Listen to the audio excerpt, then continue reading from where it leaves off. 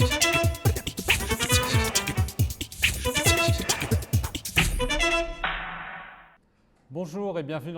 and welcome to this special program on France 24. We're at the Presidential Palace in Tehran, and our guest today is the President of the Islamic Republic of Iran, Mahmoud Ahmadinejad. Welcome. Thank you very much. Let me first focus on the nuclear issues. There was a meeting recently in Baghdad. There was no major breakthrough, but there was an agreement to actually continue negotiating in Moscow on the 18th of June.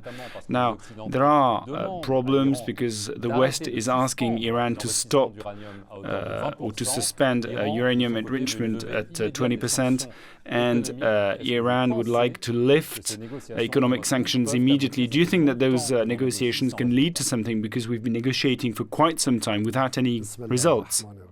Well, in the name of God, and after having said a few words from the Quran in Arabic, I'd like to begin by welcoming all of the viewers and all of the people who will be able to watch this a little bit later on.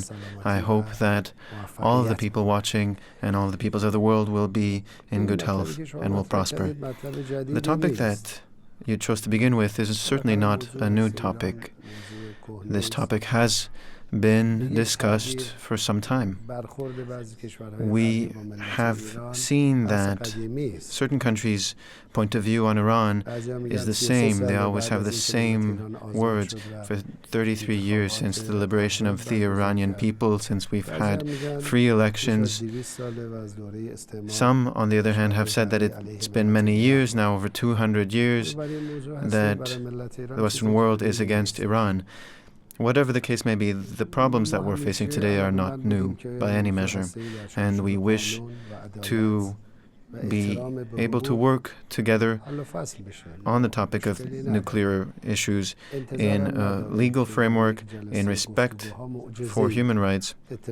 We are by no means kidding ourselves. We don't expect any miracles to occur at this meeting, but some topics are certainly going to be addressed. We're going to be working in the right direction, and we are working in order to change mindsets in order to have a constructive agreement. Now, in very concrete terms, what can you actually offer to actually regain the confidence of the West? You've talked about suspending 20% enrichment of uranium. Is that something you're willing to do? You know, when there is no trust, it's a mutual thing, it's bilateral. It never works in a single direction. In order to achieve our goals, both sides need to work hand in hand. So we need to work based on respect, on laws, and on what is right. Therefore, we have some solid proposals which we will be forwarding at the right time. Can you be a little more clear? You see, the situation is quite clear. As soon as we manage to work in a framework of friendship and cooperation, working towards common goals, through equality and based on law, we can move forward. Don't want to elaborate on that, on the fact that it would suspend 20% enrichment of uranium, which is a key issue for the West?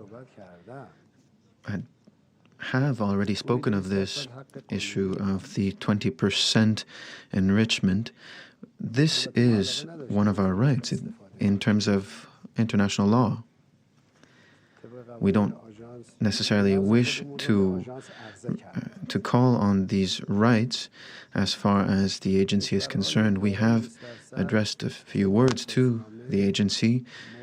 Countries which produce uranium over 20% enrichment based on their rights must also allow us to produce at a 20% enrichment level, but so far we have not been permitted to do so.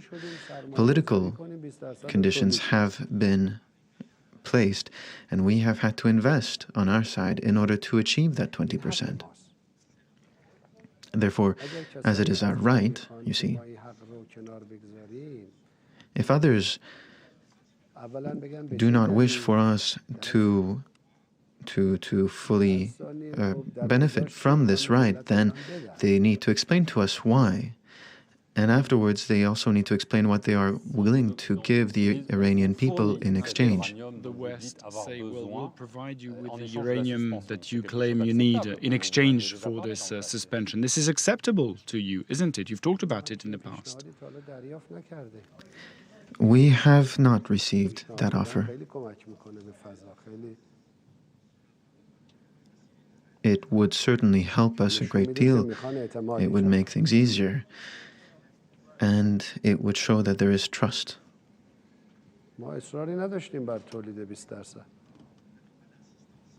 We didn't insist on producing and enriching uranium at 20%, but since we have not been allowed to do it by others, we have decided on our own to move forward.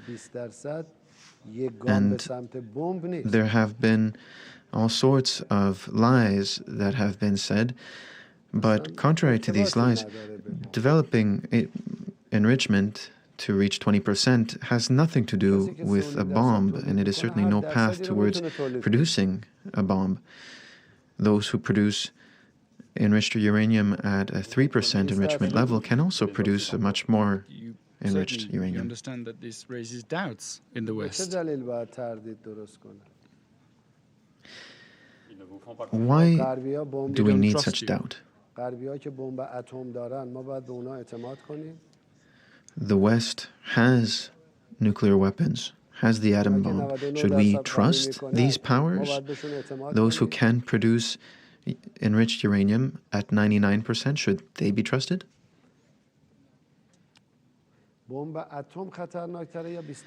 The atom bomb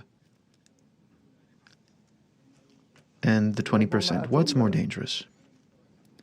They have the atom bomb, and we are not protesting.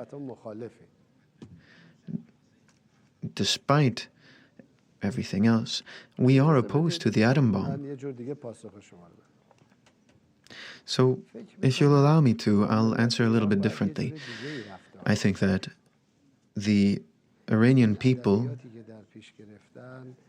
deserves a change in behavior. The literature which has been produced is not the right type of literature. Let's not forget that Iran is a country with a very rich, long history. The way that we are speaking now to this culture, to this people who have traditions going back 1,000 years, many of the crimes that have been committed around the world in history were committed by the West. Iran never invaded a country, and yet it is the West that began wars, began just about every war. Therefore, we should be the ones to complain about the insults that have been thrown at the Iranian people. We merely wish to benefit from our rights. Now, concerning those threats, let's talk about Israel. Israel is threatening to strike Iran if you get closer to the nuclear weapon. You think this is really the case, that they're really about to strike Iran? Well, you see, above and beyond the topics which have been addressed by the Zionists, I'd like to come back to what was said at the United Nations. If we have spoken such words aimed at Israel, if we had spoken such words, how would the West have reacted? Would the basic fundamental rights be different? Are these different depending on who is speaking? Can we really have global governance in this way? Can we summarize by stating that the root of the problem is this type of vision, of behavior, Iran is a great country. The Iranian people have 7,000 years of experience. The Iranian government is a government that is based on law. It is a کشور منتاجی نیست که based رو نقشه منتاج کرده on the respect for the rule of law. This is not a country which was thrown together and whose maps, whose borders were drawn on a map. Quelle sera la réponse de l'Iran? Les Israéliens semblent penser que ce sera tout à fait supportable, que l'Iran ne peut pas leur faire très mal.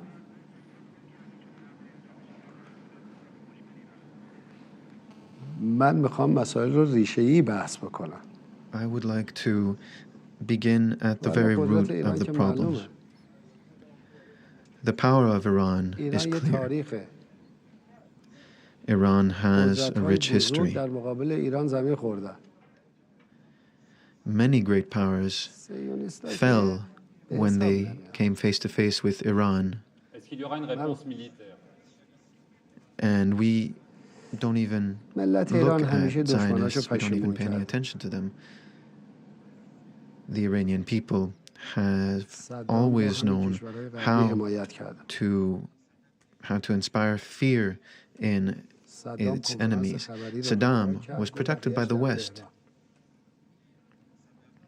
Saddam Hussein was so certain of one day being able صدام کجا سلام to walk into ایران Tehran. کجاست And look at where he is که now. جای بحث نداره همه دنیا میدونن چه If we look خواهد at the شد. situation of Iran today, there's really no room for من discussion میخوام for از این this. سوال شما استفاده کنم Everyone, the entire برگردم world به knows what's نظام going to happen. بین‌الملل، I'd like to come back to مسائل رو the به question that you طور asked کنیم. concerning international law. And I would like to solve the چرا problem حیثیت at its مردم roots. غرب باید پای صهیونیست‌ها قربانی بشه The reason that we need why should we sacrifice? چرا وقتی اونا تهدید میکنن یک Why نفر should از the شخصیت‌های West غربی اعتراض sacrifice نمی‌کنه؟ itself to the این will of خلاف Israel? قوانین بین‌الملل. And why is Israel never sanctioned when it خیلی بده voices C'est threats? pour ça notamment qu'il y a ces négociations, pour essayer d'éviter peut-être d'en This is a arriver very là. poor situation. کی این کار رو انجام داده مذاکرات به خاطر اینه که صهیونیست‌ها به ما حمله نکنن No, the conversations that we have are یعنی مسئله جهان پس not موضوع in هسته‌ای order to ما avoid نیست. that موضوع اینه که Zionists اونا می‌خوان attack به ما us. حمله کنن. The غربی‌ها می‌خوان global حمله problem کنن. is not the nuclear issue with Iran. It's the problem that they want to attack us and that the West does not want them to attack us. That's the مشکل رژیم problem. صهیونیستی است، نه ایران. Therefore, the problem is the Zionist regime, اون not تهدید نکنه، Iran. مشکلی وجود نداره. If they don't attack us, there will be no problem.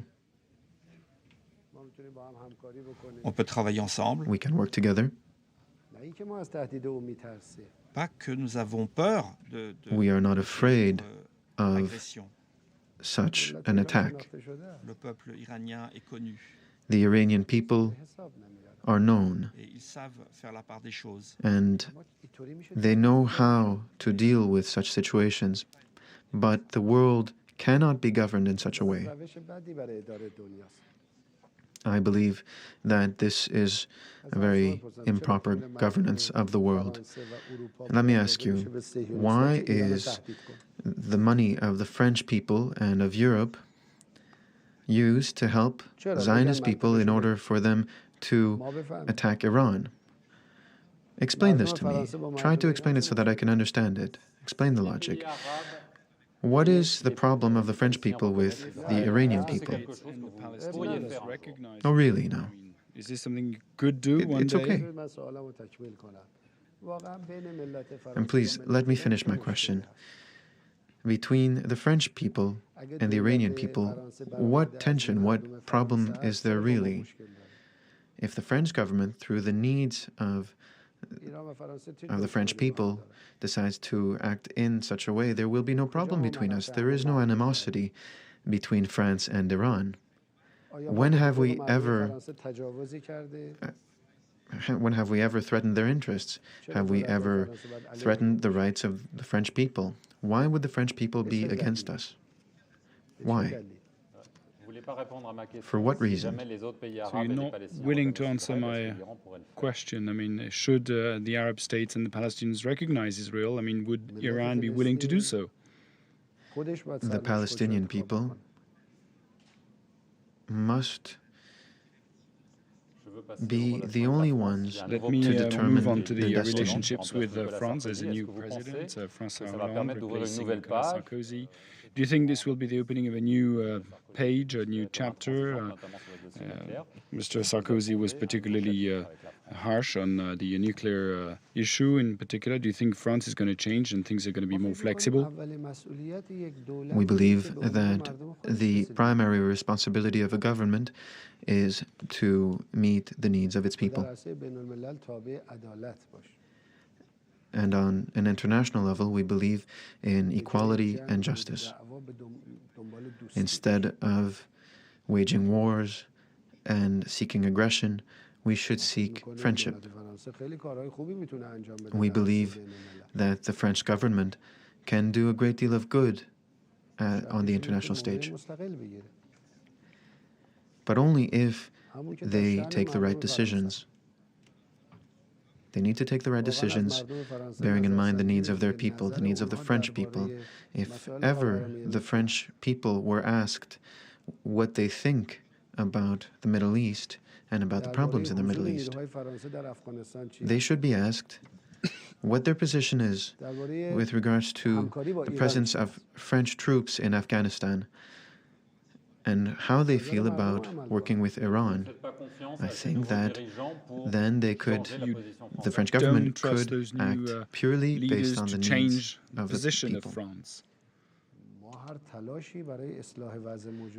We are ready to do what needs to be done in order to change and in order to create equality at a global level, in order to create positive change and to move forward, and we encourage others to do the same. We have no animosity towards anyone. We seek friendship. Let me move on, if I may, to Syria. We've talked about it a lot on the media. There's the massacres in Ahula when 100 civilians are killed, 49 children, 34 women. I don't know whether you saw the pictures of those women killed. According to the UN, 20 were killed by artillery strikes, and it might be pro-government ministers acting. And who do you think is responsible for that, those massacres? We are very strongly aware and quite disappointed about this. For 2 years now, the people of the region have been under pressure. It is the right of all peoples to be free. All peoples have the right to vote freely so that they may act based on their convictions. There are no exceptions to this. The same is true for the Syrian people. All Syrian people are important to us. We have no segregation towards them. All peoples. We are here and we feel for all peoples. As soon as a single person Who do you think is dies, responsible? it is a disaster. And let's not forget the way in which these murders took place. They take place in a framework of pain and through massacre, and we are very aware of this. We are very disappointed, and any individual who committed these murders is guilty, no matter their destiny, no matter their intentions or their purpose. I think the committees that have been set up to examine this situation will manage to get to the truth, because I think there's also some misinformation, and different parties point the finger at one another. And I hope that those individuals who are responsible for shedding light on this will succeed.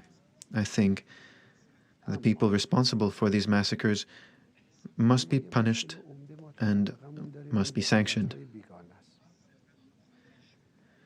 But it's also true that in our region we face a major problem, which is interference by other countries in order to gain control over our region, and that is genuine regional interference.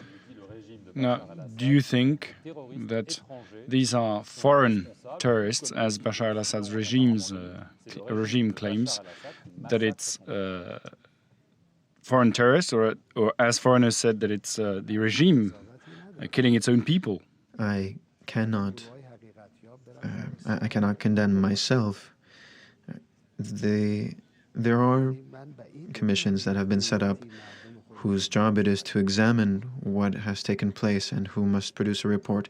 It seems simply unbelievable to me that a government should engage in killing its own people. And I do not think that that can in any way succeed for that government. Why would the government try to kill its own people? Particularly given the fact that this massacre can only blacken the situation. There is no advantage to it. I genuinely think that we must shed light on what happened, and whoever is responsible must be condemned. Even if it is Bashar al-Assad? I'm not excluding anyone from this responsibility. But, simply put, Western governments should not interpret the events. We know that they have their own interests and that they are against Bashar al-Assad.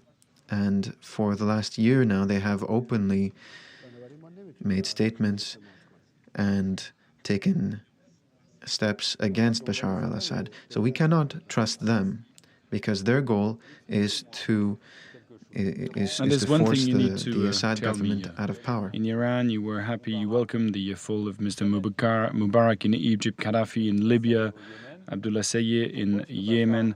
Why should Bashar al-Assad be any better? Why is Iran still supporting him when, according to many people, he's the main perpetrator of what is going on these days in Syria?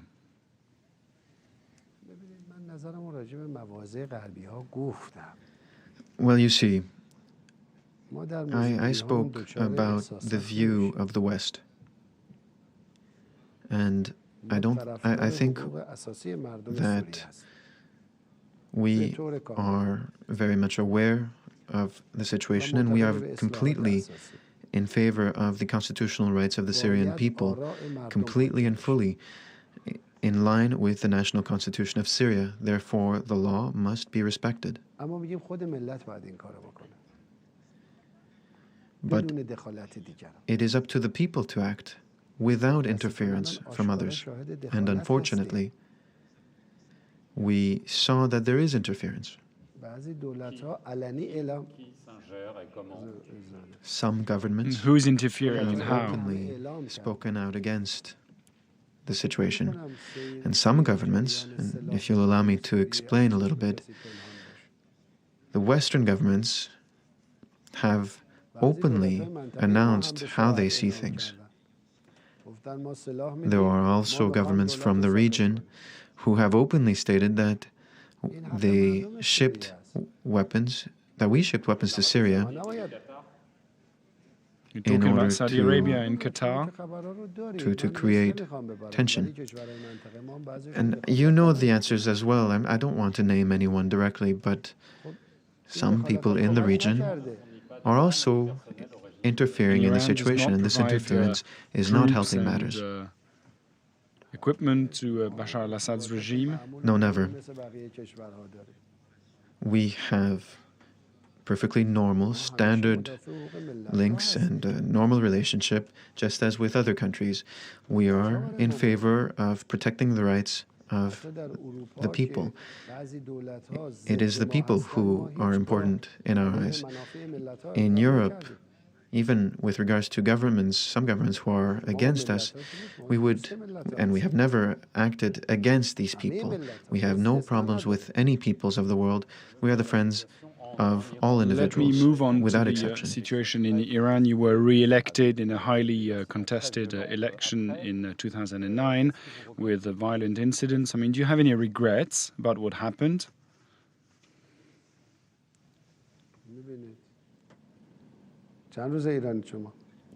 Well, you see, let me ask you, how much time have you spent in Iran? One day. Only one day, just now. You've only spent one day in Iran now. That's not enough. You have to spend a week. You have to look around. Iran is a country with a great people, with roots, with history. It is a people that is a free people who freely give their opinion. They are free to do so, and the government does what it has to do. There are people who are in favor, there are people who aren't, there are discussions, there's The competition. West kept this image of this young woman losing her blood before the cameras, and this very image for the West means that Iran is not a democracy but a dictatorship. Yes. The Iranian people and us and the government have been deeply saddened by these events. But I think you saw that the film which was made around this event was made through a montage. There were many different things in it. Exactly the same thing happened in Venezuela with the Chavez government. It's not something new. We saw an individual killed by someone. But one of our Iranian people. citizens This were was also an unnecessary hurt. event. You speak of Miss Nidar Sultan. Yes, she was killed. She was one of the Iranian people, and this person was killed by external forces, but there were also individuals from security services, from the police, who were killed. And we are deeply saddened by this. This should not have happened. But neither did we feel at that time that the French government could interpret things in such a way. But all of these events have taken place around the world. Don't forget about the riots that took place in Paris, about the number of people who died, the incidents, the fires, It was not the same. tension and the fights. Mir Hossein Mousavi and Mehdi Karoubi are still under house arrest. They've been under house arrest for more than a year. Why is that? You should ask the legal system. Do you think it would be good for them to actually I'm be not freed? a judge. You're the president. I would like for everyone to be free. But I'm not a judge. And it is up to the judge. Judges in Iran are independent of the executive. There are laws, and no matter the individual who breaks those laws, they will have to face justice.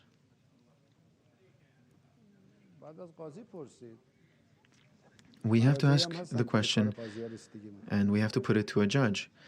There are bodies which oversee judges' decisions, but I'm not the right person to ask. I would like to see all peoples, all individuals free. Following the general elections, when your followers lost, you had to go to Parliament. I mean, was it humiliating for you?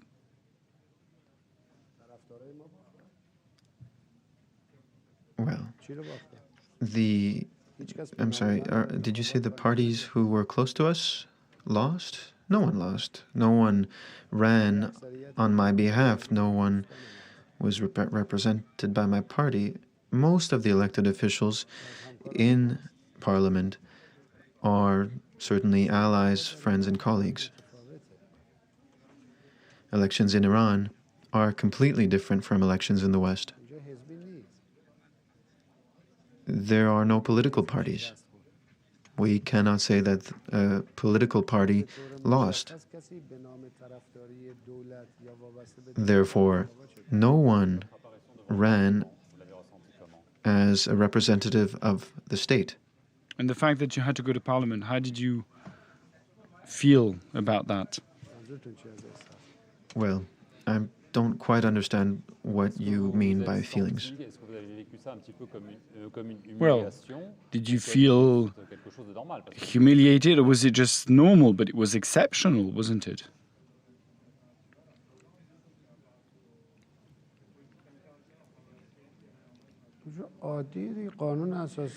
No, I think it was perfectly normal. The Constitution is there. I was asked questions and I answered the questions. Did that seem rather complicated to you? Did that seem odd that the Parliament should ask me some questions and that I should answer? I was asked questions and I answered them. There was nothing special about that event.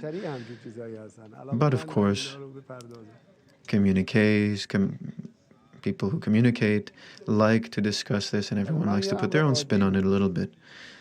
But as far as I'm concerned, it was a perfectly standard, everyday event, much like my other standard activities that I do regularly. Let's talk about your relationship with the Supreme Leader, Ali Khamenei. There were tensions when he wanted to fire a minister.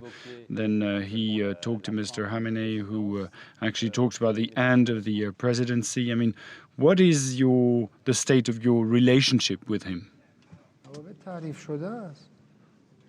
The relationships are clear.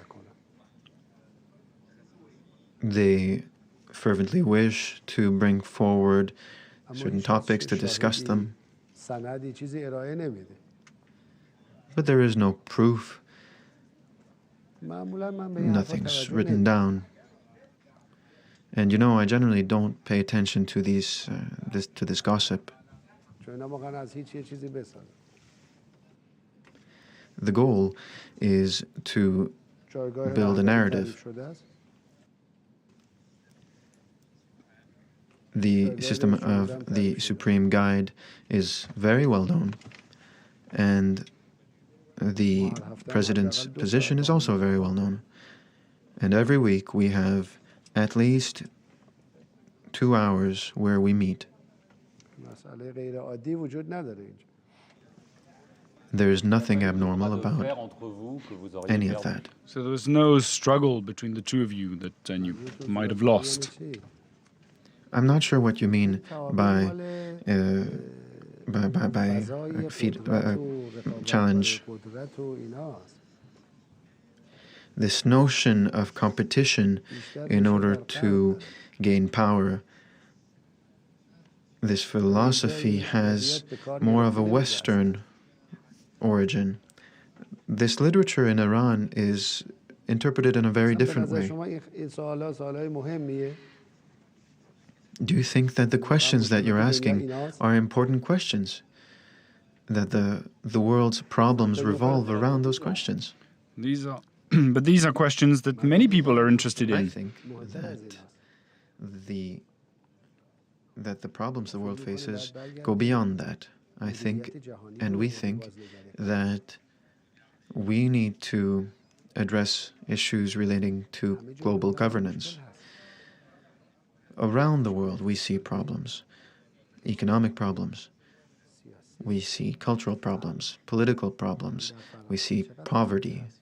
If you look in France, look at the number of poor people. And in Iran, precisely, I mean, sanctions have already been applied. There will be new sanctions from the 1st of July. I mean, does Iran suffer from those sanctions? Everywhere in the world there are problems. Are there no economic problems in France? Do you think that people are comfortable in the United States? No, but I mean, there are no sanctions imposed against France. Are there no problems there? There are problems everywhere, you see. But what I want to say is that the problems are problems that are going to get worse unless we address the root of the problem. What we can see today, at least on the surface, is the result of these problems, but these problems have roots. And current policies are not adapted to making people happy. We all have to share in that responsibility. Did the French government manage to meet the needs of its people? No. Iran, France, the United Kingdom, the United States, all peoples around the world have problems. My question is to do with the decisions that are taken when we look at global governance. Will we manage to take the decisions to resolve these problems? Will we achieve security? Will we achieve protection of human rights? And I can tell you clearly, no. The very root of the problem is governance.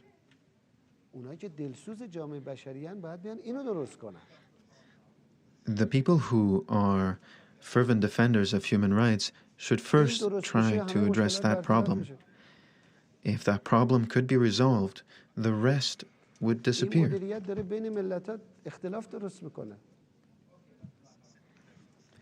This governance is currently creating division between different peoples, because on the whole today, peoples should not have problems. I myself, Ahmadinejad, I feel that all of the peoples of Europe are very close to us. They are important to me, and I am very much saddened to see economic hardship in Europe. I would like to help. But due to the current governance, we can't. We're kept from doing so. If we manage to resolve that, instead of conflict, different peoples would become friends. And then we would resolve the problems that we all face. Right, I'll move on to a more trivial issue. The Olympics are coming up. I heard that you might be willing to go. Did you ask for permission to the UK authorities to actually go to London? I have not yet taken a decision on that topic. But of course, I am certainly in favor of sports. I like sports. And I think that the Olympic Games are a field where people develop friendships towards other peoples. But it's not really used in the best way.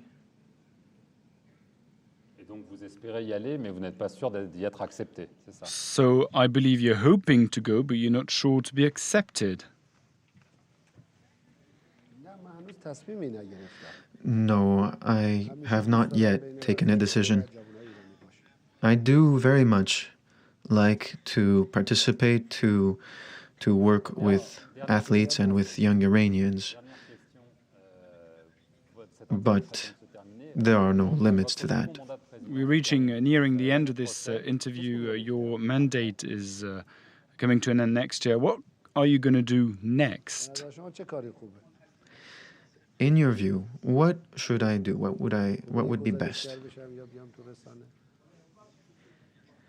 If I became a journalist, would that be a good option? If I became a reporter for a newspaper, I worked within the university system in various scientific fields. Now I am still keeping up with that activity, but in a limited fashion. My own preference would be to go back to scientific activities. But of course, if I can do anything to try to create greater tolerance and to achieve peace and friendship between all peoples, I will certainly do so. No more politics then.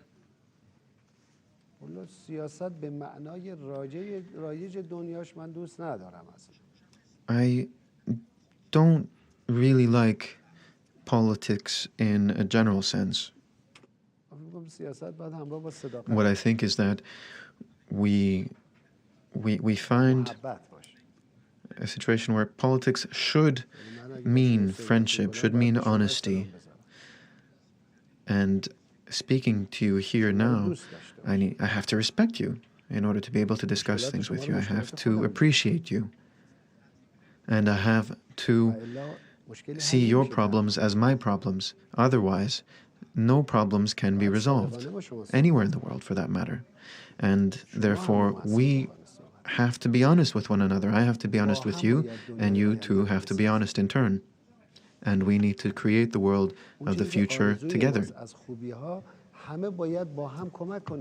Our wish is, and your wishes, our wishes need to be taken together, and we need to build together.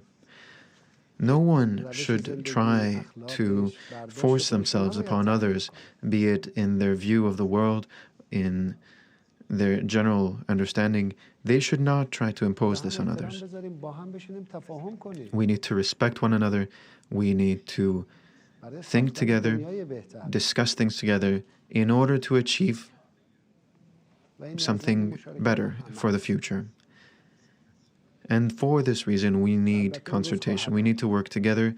We need broad dialogue, and I think that day will come. Thank you very much, Mr. President, for welcoming France 24. And thank you for watching live from Tehran.